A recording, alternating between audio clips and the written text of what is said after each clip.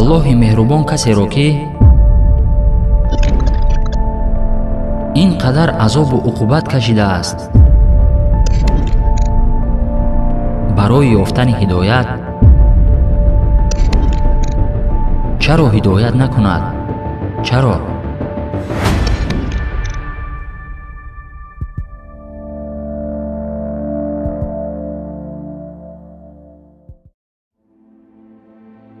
оё шумо достони Салмони Форсиро медонед? қиссаи мусалмон шудан вуҷуд дорад ки имом Аҳмад дар муснади худ ба таври васеъ нақл мекунад. аммо ман акнун ривояти муснадро барои шумо мухтасар баён мекунам. бингар ки чӣ гуна он мард бидуни пайғамбар ҳидоят ёфт. рӯзе бо ибни Аббос суҳбат мекунад, яъне саргузашти зиндагиашро ба ибни Аббос нақл мекунад.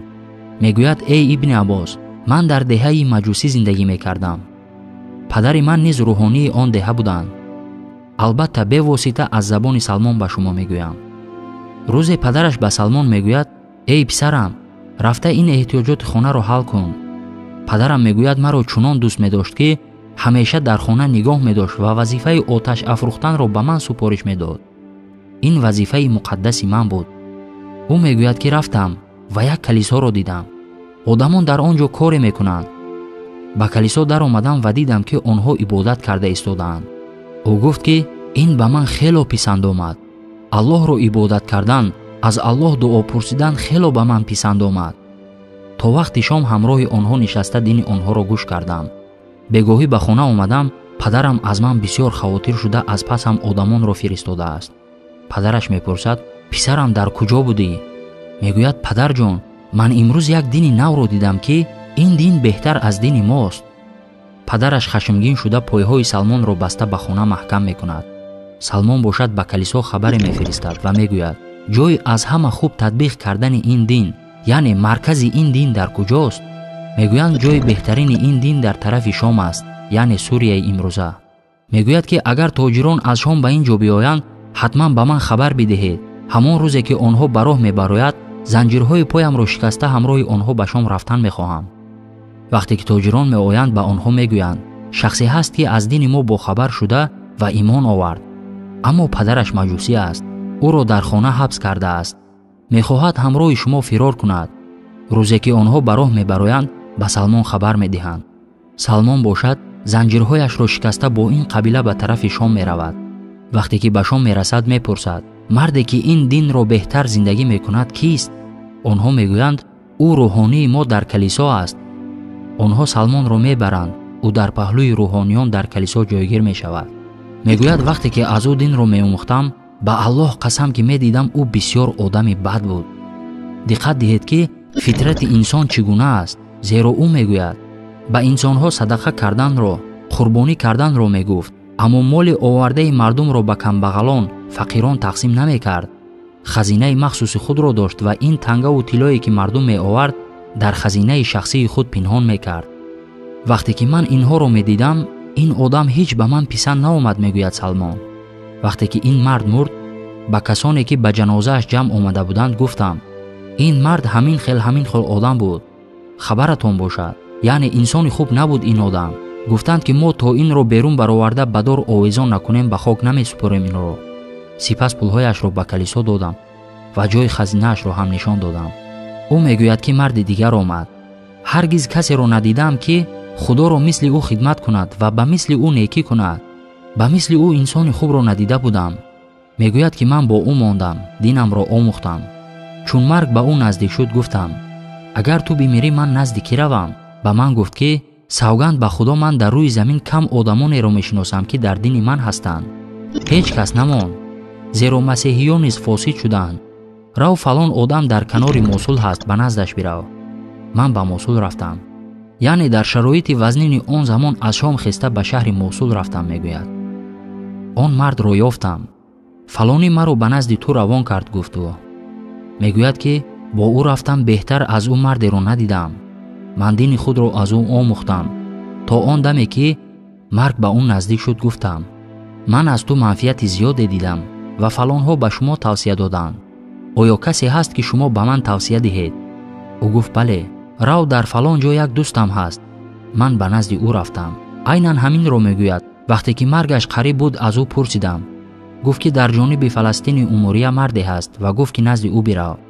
ӯ мегӯяд ки бори охир ба наздаш омадам. ман ҳам ба ӯ хидмат кардам, дини худро аз ӯ омӯхтам. вақте ки марг ба ӯ наздик мешавад гуфтам: касеро ба ман бигӯ то назди ӯ равам. гуфт ки ман касеро намедонам ки имрӯз дар дин монда бошад, яъне ба ту тавсия мекардагӣ касеро намедонам гуфт. аммо инро медонам ки охирин паёнбаре ҳаст ки дар сарзамини араб мебарояд. ман боварӣ дорам ки омадани он пайғамбар наздик аст. он аввал дар ҷои хушкӣ берун мебарояд. сипас гуфт ки ба кишваре ки як тарафаш обӣ аст ва дигар тарафаш хурмо аст ҳиҷрат мекунад. пас аз он рӯз аз ҳар нафаре ки ба сарзаминҳои араб мерафт мепурсидам ки маро ба он ҷо баред. ниҳоят як қабилаеро ёфтам. гуфтанд хуб туро мебарем. гуфтам ки ман ба шумо хизмат мекунам, корҳоятонро мекунам, маро ба он ҷо баред. ӯ мегӯяд дар роҳ маро баста фурӯхтанд, яъне одамҳои хоин буданд. маро ба як яҳудӣ ҳамчун ғулом фурӯхтанд. сипас яҳудӣ маро ба як минтақа бурд. фақат мепурсидам: оё пайғамбаре баромадааст? оё пайғамбаре баромадааст? гуфта мепурсидам. рӯзе дар боғи хоҷаам кор мекардам, аз писарони бани Қурайза, яъне бинед ки Аллоҳ чӣ гуна рост меорад, аз куҷо ба куҷо ҳидоятро меорад. аз писарони бани Қурайза яке аз яҳудиёни Мадина боғи писари амакашро хабаргирӣ меояд. мегӯяд ки Аллоҳ лаънат кунад ин арабҳоро, астағфируллоҳ, яъне пайғамбарро дар назар дорад. як дурӯғгӯе баромадааст, мегӯяд ки ман пайғамбарам. ман бошам дар болои дарахт будам, аз хурсандиам ба мисли одами гирифтори вараҷа ба ларза даромадам. қариб ки аз ларзаи зиёд ба болои хоҷаам афтида ӯро мекуштам.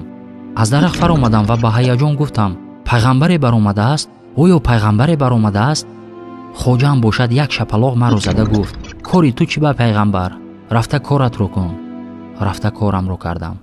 сипас ӯ писари амакаш маро аз хоҷаам харид, маро ба Мадина бурд. дар ҳол ба назди пайғамбар саллаллоҳу алайҳи васаллам рафтам.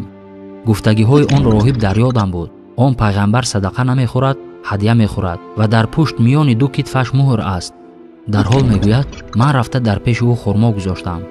шунидам ки мегӯӣ ту пайғамбар ҳастӣ. ман бароят хурмо садақа овардам, бигиред бихӯред. пайғамбар саллаллоҳу алайҳи васаллам бошад канор рафт ва ба асҳобаш гуфт ки шумо бихӯред, ман садақа намехӯрам. тамом гуфтам, ин якумаш, яъне якумашро аниқ кардам. рӯзи дигар бошад ин дафъа тӯҳфа овардам. гуфтам ки шумо дирӯз нахӯрдед, ман зиқ шудам, имрӯз бошад тӯҳфа овардам. баъдан ба пеши худ гирифта хӯрданро сар кард ва ба асҳобаш низ дод. гуфтам ки ин бошад дуюмаш, яъне дуюмашро низ ёфтам. рӯзи сеюм рафтам, дидам ки дар сари як чоҳе нишастааст. ман бошам пинҳон шуда ӯро таъқиб мекардам. интизор будам ки балки пушташ кушода шуда муҳри ӯро мебинам. мегӯяд вақте ки расулуллоҳ саллаллоҳу алайҳи васаллам маро дид, фаҳмид ки ман ӯро таъқиб дорам, то ки муҳри ӯро бубинам. пайғамбар саллаллоҳу алайҳи васаллам бошад пушташро кушод, то ки ман муҳрашро бубинам. давида рафтам ва бадани муборакашро бусидам. гуфтам ки ту расули худо ҳастӣ, ман ба ту имон дорам. сипас гуфт ки албатта ман ғуломам, ман кор мекунам. мусалмонон бошад барои наҷоти ман имконияте надорам. аз ҳамин сабаб натавонистам дар ҷанги Бадр ширкат кунам. дар ҷанги Уҳуд низ ширкат карда натавонистам. дар охир пайғамбар саллаллоҳу алайҳи васаллам ба ман фармуд: эй Салмон, рафта бо хоҷаат маслиҳат кун дар шакли хаттӣ. вақте ки мусалмонҳо каме бой шуданд, гуфтанд ки акнун пули туро медиҳем. ӯ мегӯяд маро бар ивази 300 дарахти хурмо озод карданд. ҳар як мусалмон як ниҳол дода 300 ниҳол ҷамъ карда рафта шинондем. сипас ман озод шудам. гуфт: акнун чаро Аллоҳ чунин шахсро ҳидоят накунад? чаро? Аллоҳи меҳрубон касеро ки ин қадар азобу уқубат кашидааст барои ёфтани ҳидоят, чаро ҳидоят накунад? имрӯзҳо бошад инсонҳо, алал хусус ҷавонон, бо ким кадом корҳои фисқу фуҷури ноарзанда машғул ҳастанд. чӣ гуна ҳидоят ба шумо расад? агар ҳидоят ин гуна мерасид, набошад Салмон мегуфт: эй Аллоҳ, ман дар хонаи падарам менишастам ва ҳидоят ба ман мерасид, ё ин ки Зайд ибни Амр. Аллоҳ одил аст, бародарон, Аллоҳ одил аст. ҳар касе ки лоиқ ба ҳидоят мешавад, Аллоҳ ӯро ҳидоят мекунад. ҳар касе ки лоиқ ба ҳидоят нест, Аллоҳ ба ӯ ҳидоятро намерасонад. эй Аллоҳ, моро аз ҷумлаи бандаҳое ки лоиқ ба ҳидояти ту мегарданд, аз ҷумлаи онҳо бигардон. амин.